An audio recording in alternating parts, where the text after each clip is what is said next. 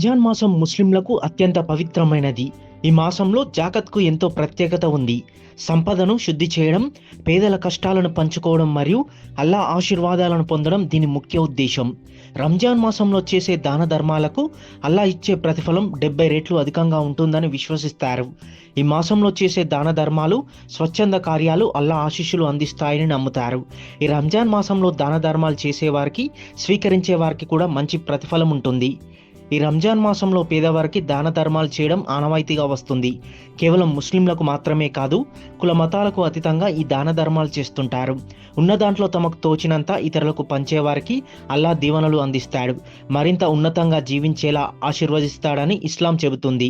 అయితే ఈ నెలవంకల గొప్పతనం ఏంటంటే, బీదోళ్లకు వాళ్ళకు నా దగ్గర ఇప్పుడు ఒక 1000 రూపాయలు ఉన్నాయంటే దాని నుంచి కంపల్సరీ 3% తీసి ఒక బీదోనికి పంచాలి. బంగారం ఉంటే బంగారం మీద కూడా దానికి సుఖం అనేది మాదల్లో ఉంటుంది. 3% తీసి బీద ప్రజలకు పంచాలి. లేనోళ్ళకు అందరికి బట్టలు పెట్టాలి, అన్నదానాలు చేయాలి. ఇవన్నీ రంజాన్ తప్ప గొప్పతనం రంజాన్ నెల వంక.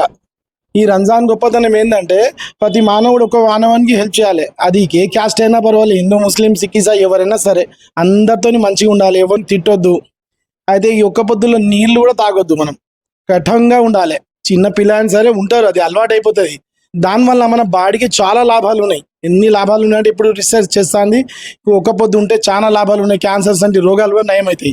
అంటే ఆ గొప్పతనం మనకు 1400 సంవత్సరాల కింద మా ప్రవక్త గారు చెప్పారు, ఇట్లా ఉండాలి, మీరు ఒక్క పొద్దు ఉండాలి, ఉంటే ఈ లాభాలు ఉన్నాయి మీకు.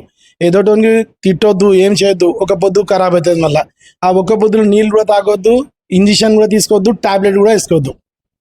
ఆ కంఠంగా ఉండాలి. అది మా ముస్లిం యొక్క పద్ధతి. మిగిలిన రోజులతో పోలిస్తే ఈ మాసంలో చేసే ఈ దాన ధర్మాలకు రెట్టింపు ప్రతిఫలం వస్తుంది. అందుకే దానంగా ఈ సమయంలో ఏమిచ్చారు, ఎంత ఖరీదు చేశారనే దాంతో సంబంధం లేకుండా దానం మంచి ఫలితాలను అందజేస్తుందని ఆ ఖురాన్ చెబుతుంది. ఇది కేవలం దానం మాత్రమే కాదు, సామాజిక బాధ్యత, పేదరిక నిర్మూలనకు సహాయపడుతుంది. ఈ రంజాన్ మాసంలో ముస్లింలంతా జాకత్ను విధిగా ఆచరిస్తారు. సత్యాన్ని విశ్వసించి జాకత్ నెరవేర్చే వారికి ఎలాంటి దుఃఖం, భయం ఉండవని ఖురాన్ ప్రవచిస్తుంది.